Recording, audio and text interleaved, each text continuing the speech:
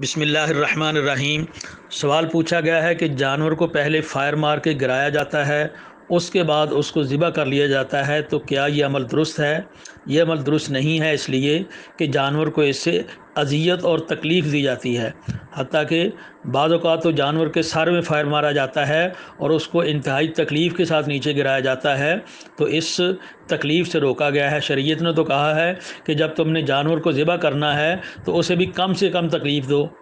سنن نبی داؤد کے اندر روایت ہے، حدیث نمبر 2815، یہ صحیح حدیث ہے۔ نبی علیہ السلام نے فرمایا وَإِذَا ذَبَحْتُمْ فَأَحْسِنُوا الذَّبْحَ، جب تم نے جانور کو ذبح کرنا ہے تو اچھے طریقے سے ذبح کرو، اپنی چھری کو اچھی طرح سے تیز کر لو۔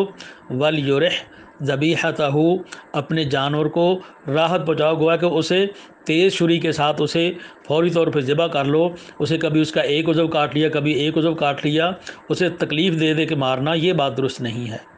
جامع ترمذی کے اندر ایک روایت ہے، حدیث نمبر 1480، اور یہ صحیح حدیث ہے۔ قادم النبی صلی اللہ علیہ وسلم المدینہ تھا، نبی علیہ الصلوۃ والسلام جس وقت مدینہ میں تشریف لائے، وہم یجبون اسنمۃ الابل، تو وہ زندہ اونٹ کی کوہان کاٹ لیا کرتے تھے، زندہ بکری کی پٹھ کاٹ لیا کرتے تھے، تو نبی علیہ السلام نے فرمایا ما قطع من البہیمۃ وہی حیۃ فہو میتۃ، زندہ جانور سے کوئی حصہ اس کا کاٹ لینا اور اس کو پکا کر کھانا، فرمایا کہ یہ درست نہیں ہے، بلکہ وہ حصہ جو کاٹا گیا ہے وہ تمہارے لیے مردار ہو جاتا ہے، حرام ہو جاتا ہے، اس طرح درست نہیں ہے۔ تو اس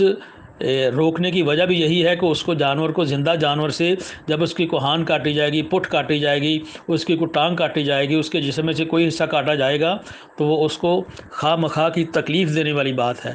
ہاں البتہ اگر کوئی جانور بھاگ جاتا ہے، وحشی ہو جاتا ہے، لوگوں کے مجمع کے اوپر چڑھ دوڑتا ہے، املاک کو نقصان پہنچاتا ہے، قابو سے باہر ہو جاتا ہے، تو ایسے جانور کو قابو کرنے کے لیے فائر مارا جا سکتا ہے، تیر مارا جا سکتا ہے، کوئی حرج نہیں۔ اور صحیح بخاری کے اندر ایک روایت ہے، حدیث نمبر 5509، 5509، صحابہ کرام کو کچھ غنیمتیں ملی، اس میں بکریاں تھیں، ان میں اونٹ تھا،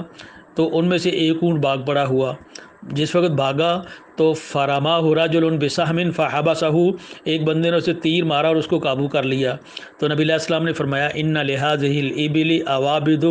کعوابد الوحش، یہ اونٹوں میں سے بھی کچھ ایسے وحشی ہو جاتے ہیں جیسے کہ جنگلی جانور بدک کر بھاگتے ہیں، وحشی ہو جاتے ہیں، اونٹوں میں سے بھی جب کوئی ایسا ہو جائے فاذا غلبکم منھا شیء، اگر تم سے کوئی بے قابو ہو جاتا ہے فافعلوا بہ ھکذا، تو اس کے ساتھ تو تم اس طرح کر سکتے ہو۔ گویا کہ جو بے قابو ہے، لوگوں کو نقصان دیتا ہے، بھاگتا ہے اور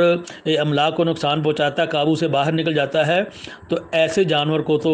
اسے قابو کرنے کے لیے تیر مارا جا سکتا ہے، فائر مار کے اسے پکڑا جا سکتا ہے، لیکن اچھا بھلا جانور آپ نے اسے باندھا ہوا ہے پھر اسے فائر مارنا یہ درست نہیں ہے۔ اور یہی سوال سعودی عرب کے کبار علماء کی لجنہ دائمہ ان سے کیا گیا۔ شیخ ابن باز رحمۃ اللہ علیہ کی سربراہی میں اس فتویٰ کمیٹی نے فتویٰ دیا کہ لا یجوز ضرب الحیوان بالرصاص، جانور کو فائر مار کے گرانا یہ بات درست نہیں ہے۔ گویا کہ فائر مارنا یا اسے کوئی تیز دار آلہ مار کے پہلے اس کو زخمی کر کے یا اسے کسی بھی طرح سے فائر مار کے آلہ مار کے اس کو گرا لینا، فرمایا کہ یہ جانور کو تعذیب، اس کو تکلیف دینے والی بات ہے۔ اور یہ جو جانور تمہارے اپنے مستانس ہیں، جو تمہارے پاس عرس کرنے والے ہیں، گائے ہے، بکری ہے، یہ جن کو تم نے باندھا ہوا ہے، ایسی چیزوں کو شیخ ابن باز رحمۃ اللہ علیہ کی سربراہی میں کمیٹی نے بھی فتویٰ دیا کہ یہ بات درست نہیں ہے، اس لیے کہ اس کو تو تم نے خود ہی باندھا ہوا ہے، اس کو اچھے طریقے سے قابو کرو اور اسے گرا کے اس کو ذبح کر لیا جائے۔ اور ہمارے آپ نے یقیناً دیکھا ہوگا ہر گھر میں، ہر محلے میں ایسے ہوتا ہے کہ بچڑا ہے، ویڑا ہے، گائے ہے، بیل ہے، اس کو جس وقت ذبح کیا جاتا ہے تو قصائی لوگوں کے پاس اچھے طریقے ہوتے ہیں، وہ اچھے طریقے کے ساتھ اس کے سر کو قابو کرتے ہیں، اس کی رسی کو قابو کرتے ہیں، پھر اس کے پاؤں باندھ کے اسے طریقے کے ساتھ گرا لیتے ہیں اور چھری کے ساتھ اسے ذبح کر لیتے ہیں۔ تو اس طرح اچھے طریقے کے ساتھ جب ذبح کرنے کے طریقے اور ذرائع موجود ہیں تو لجنہ کمیٹی، لجنہ دائمہ، ان کا بھی فتویٰ یہ ہے کہ جانور کو فائر مار کے گرانا اور پھر اسے اس کے بعد ذبح کرنا یہ بات درست نہیں ہے۔ واللہ اعلم بالصواب۔